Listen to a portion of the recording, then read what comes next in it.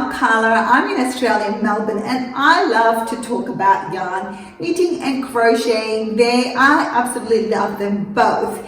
Now, although I started learning how to knit a long time ago, in recent years my crochet skills have really developed and I'm more than comfortable in reading patterns and crocheting a whole variety of items from bags, jewelry, sweaters, so I really love it. But I also do appreciate the skills of knitting, and I think some projects really turn out amazing using our knitting needles. So if you're a crocheter and you want to start to learn how to knit and make some wonderful garments, but you get stuck, so you know the basics, you know how to knit, you know how to purl, you know how to cast on, but you seem to get stuck in going further and advancing your skills in order for you to make something like a sweater or a beanie or a hat, and then go from there. So stick around because I'm going to give you my hints and tips on how to start knitting. So the first thing I wanted to chat about was the needles. So what should you use? What should you go straight? Should you go double pointed needles? Should you go circulars? So as a beginner, you probably started off using straights. And they're fantastic to learn how to cast on, to knit and to purl. Straights are more than fine. But when you start thinking about doing beanies and hats and sweaters, you might want to then move on to circulars, which might be a little bit daunting if you only used straights. Now, what should you purchase first?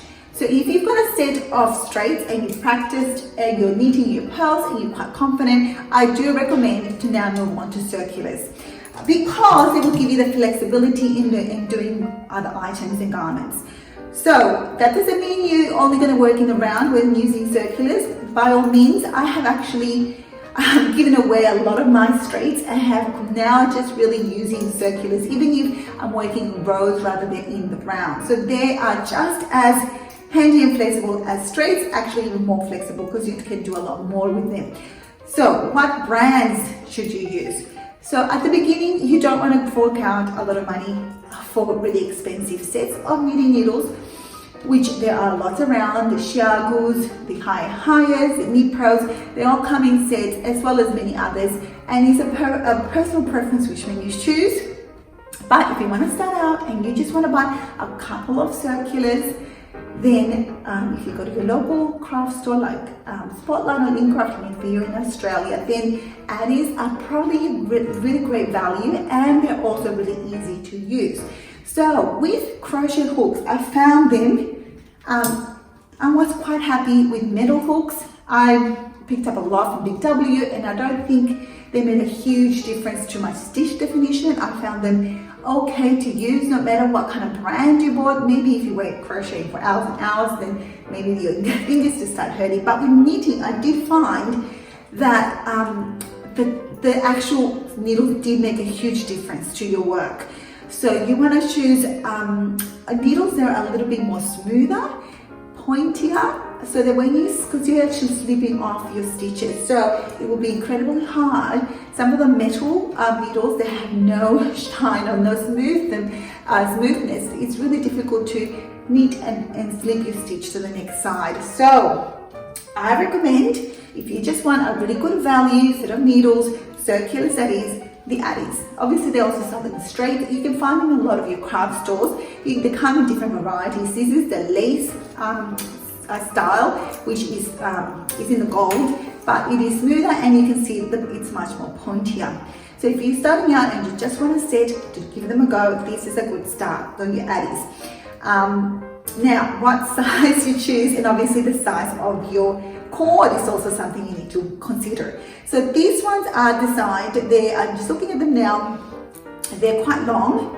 The cord is 120 centimeters long, which is quite a long cord length. This is probably if you're going to make shawls or a sweater. So that's what you would like. They go all the way up to 40 centimeters, 20 centimeters. The cord actually varies. So depending on what you're going to make, if you're going to make a big item like a shawl, by all means, grab yourself 100 centimeters. If you're going to make a beanie, working with this size is going to kill you. So choose maybe a 40 centimeter or 30 centimeter cord. They come in a variety of sizes. Now, So there are your addies, which I think they're perfectly fine for a beginner. If you're going to make, again, be mindful of what project you want to start off with. You do not want to buy circulars with a long cord if you're doing a hat, for instance. Also bear in mind the size. This is a 5.5 millimeter, and it's one that I want to show you how to cast on a beanie. So these are my Knit Pros, which I've got a set of. So I think they are amazing. I love them. They are probably the premium. I'll put the link in my description box. They're interchangeables. So once you get really comfortable where you're knitting and you see yourself going further and doing a lot more garments, then maybe a set is for you. Your next purchase up. And the good thing about interchangeables is you can buy a set of cords. They come in varying sizes, and you can change the needles. You can change the needles as you go. You can swap, and so you don't have to have a billion sets or a lot of circulars of the same cord length. You can actually swap, and that's very handy with interchangeables. So that's also something to think about. But I would only do that if you're really comfortable and you think you're going to be needing a whole range of items, because you can always buy a set of, a few sizes of your circulars with a set cord. So I almost forgot, before we go on to casting on, let me talk about the double pointed needle, so DPN. So these babies, I recently bought them, and when I started knitting, getting really confident with knitting and making sweaters, I thought, I don't need straights, I'm just going to go ahead and just circulars all the way. And for most part, you can just make do with circulars. But when I started making sleeves and really small cuffs in sweaters, I found that the circulars were really tricky, even when you're using methods like the magic loop. You can still go ahead and use the circulars, but these double pointing loops did come in handy when doing a more narrower, maybe like a sock cuff or a sleeve. They did come in handy. But again, I wouldn't go ahead and rush to buy double pointed needles, because most of the work you can do with the circular, but again, they might come in handy depending on the type of work you are doing. Okay guys, so if you're a crocheter, you probably, who has dabbled in knitting, you probably already know how to cast on, and you probably use a standard method that I was taught when I was little. However, I want to show you how to do the long tail cast on method, which I think most of the patterns recommend. So it is fairly simple. So I'll show you how to do that, and I will show you how to cast on a beanie, which is a really simple project to do, and it will give you learning experience how to work in the round, and also, which is also very handy, how to use the magic loop to work in the round. Now, before I go into that, there are many differences between knitting and crocheting. One of them being the time it takes to make a project, and maybe that's why crocheters tend to quit knitting, because it is a longer process. So I'll tell you a little story. So one day I was crocheting a sweater. My kids were in the play center, and a lady came up to me and said, "Oh, I love your work. It looks amazing." And she said to me, "I love to crochet as well, but you know what? It takes too fast for me." And I thought that was a really interesting comment, because she enjoyed the process of knitting, how slow the pace was, and I guess relaxing.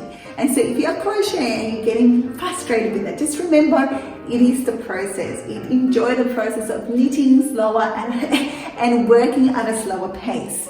So yeah, so it is going to take you a little bit longer, but do persist, because it is very rewarding.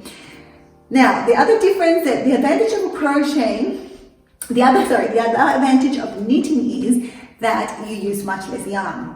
So I was reading a few months ago that it takes 4 times more yarn to crochet than to knit.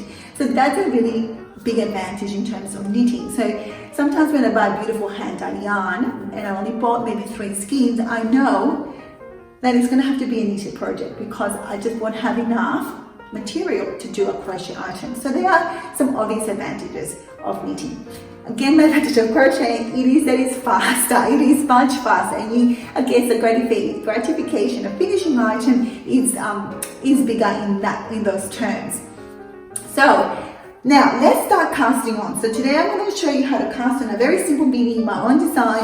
It's called the Lots of Hearts beanie, and it's a very simple, it's got color work, but we're not going to do that in this tutorial. I just want to show you how to cast on.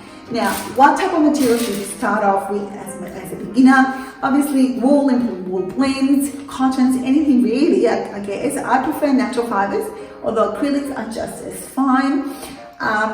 Now, I know that you probably, if you're a beginner, you probably don't want to spend a hell of a lot of money. I will though give Bendigo Woolen Needles a plug because I think there are amazing prices in terms of how much you get, and it is all 100% wool. So this 200 gram would be enough, more than enough for a beanie and a cowl. So this one costs probably $50 a ball. So if you compare it to what you find in Spotlight or Lincraft, I think this is a bargain. It's really good quality for what you pay for. So I'm going to show you how I cast on my beanie.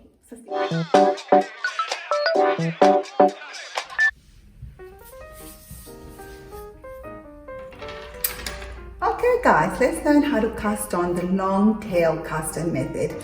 So I'm going to cast on 80 stitches for a beanie, which I think is a really perfect project to start learning how to knit in the round. So with the long tail method, you will form stitches by leaving a long tail, and we'll form the stitches with both the tail end and the end that's still attached to our yarn. So firstly, we need to leave enough tail to form or create all the stitches we need. Now, how to estimate that? Well, roughly you can wind your yarn around your needle, how many times or how many stitches you need to estimate how long you need to leave the tail.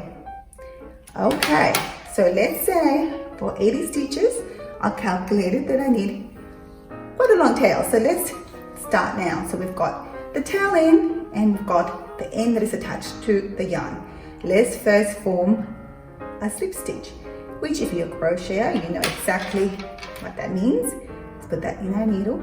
So we've got the tail end of our yarn is facing the front or facing us, and the end that's attached to the ball is in the back.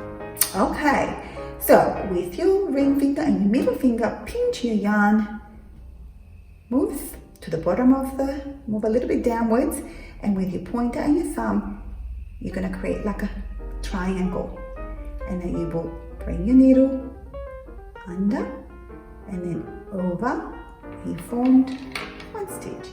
Let's try that again. Pinch your yarn, open up, form a triangle, go under your thumb, over your index. That's 3. One more. Then open up, over, and under. Let's try that one more time. Pinch, open, form a triangle, go under the thumb, over the index. And once you get quite comfortable with that movement, you basically will be going under, over, until you form all your stitches. So I guess you just have to practice that rhythm.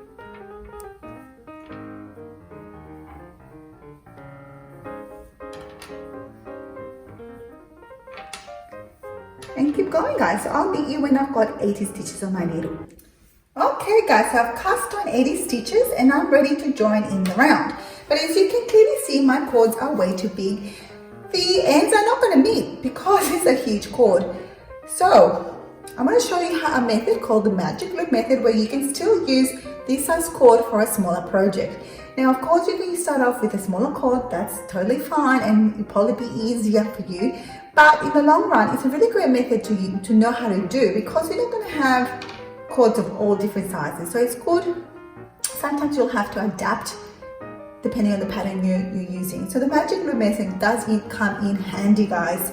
So how I'm going to show you, so the first thing you need to do is align your stitches. So here we are. So we've got 80 stitches, and I'm going to effectively reduce the size of my cord by splitting my stitches in half roughly. So what I'm going to do is pinch my cord through. So I'm splitting my work in half, and now I have formed a magic loop right here at the end, and I've reduced the size of my cord with the excess on the edge of, in the middle of my stitches. Now my stitches can easily join, and voila, not hard at all, guys. Now let me show you how you working around with the magic loop in between the stitches. The first thing we want to do is, obviously, like crochet, we want to make sure when we're joining around not to have twisted stitches. So make sure that you are working with the stitches in the same direction. Now the other thing that I wanted to show you is how to join seamlessly. So this is very similar to crochet. So sometimes when you in the join, you can see a little bump.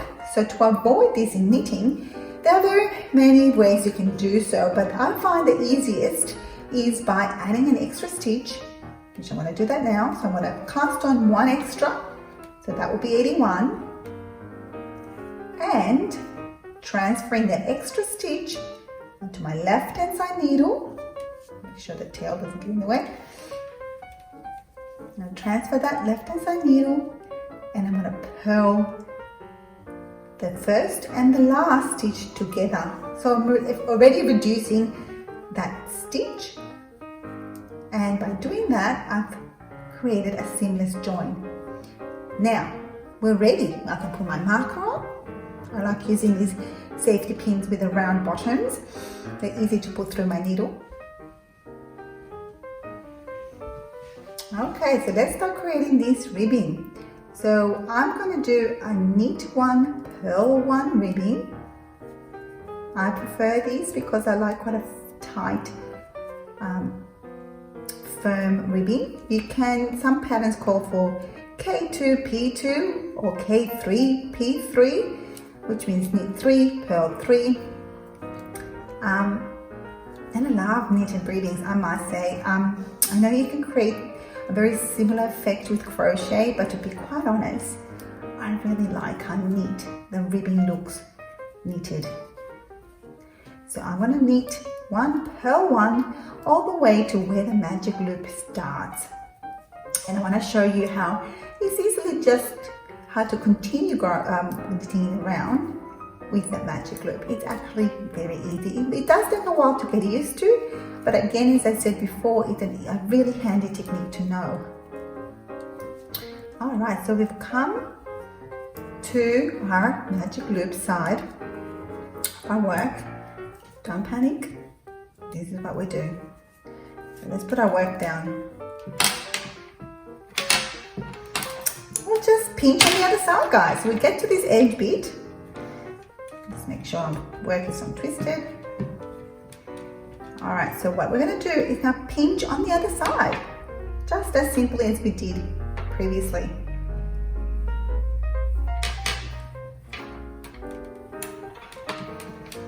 There we are.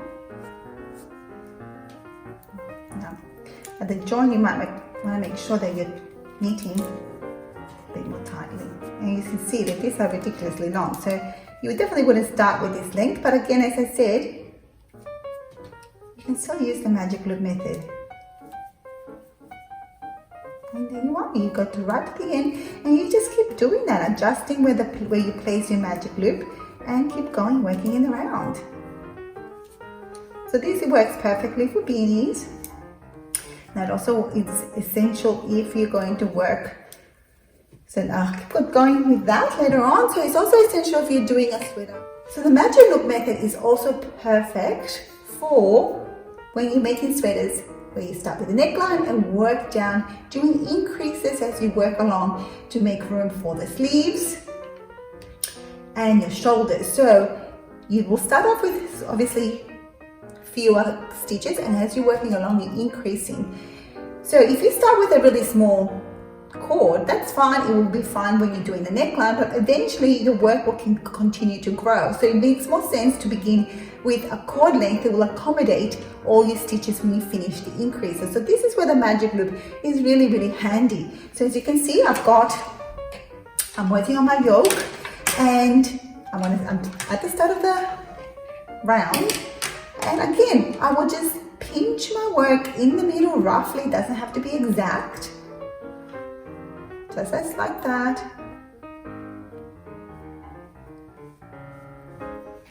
So that I can bring my needles together and start working in the round. So the magic lock method, guys, it is a really good technique to do. So if you're a bit scared and go, no, I'm just going to buy cords of various different sizes, give it a go. I think you will love it. You will learn to love it. So there you are, guys, and you can start going ahead and knitting. This is my start of my round. It is a gorgeous pattern. It's a beginner level. So in the next slide, what I'm going to do, isn't that beautiful? I'm going to show you the sweaters that I would recommend for you to start knitting at a beginner level. So I have, knitted about 3 or 4 sweaters which I think will be perfect for a beginner. So I hope I've motivated you as a crocheter to pick up some set of knitting needles and give it a go, guys. It's lots of fun and very rewarding. So I hope you find this handy, and we'll see you later.